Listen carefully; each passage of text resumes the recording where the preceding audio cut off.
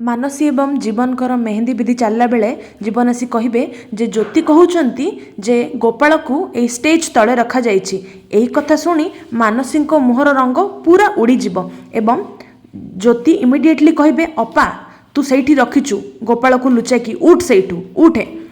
ज्योति यही कथा पर मानसी मुहर रंग बदल जीव एवं से जिते डरीजे यह देखी जीवन कहे जे तुम्हें डरुच कहीं तुम्हें उठी जाओ सेठारू। ज्योति कहे अपा स्टेज तलू आसे माँ ठाकुराणी कहे मानसी तू स्टेज तलू पलि आसे आमको जना पड़ जितेबले मानसी स्टेज तलू आसबे परिवार समस्ते आश्चर्य हो चाहिए काले सतरे गोपाल से अच्छी कि लुचिक ज्योति जीवे स्टेज तलू एवं सजा होता कपड़ा टेकी देखिए जे स्टेज तले किछि गोटाए निश्चय अच्छी एवं एतिकी समय मानसी डर पूरा एक्सट्रीम लेवल रे पहुंची जाइथिबो।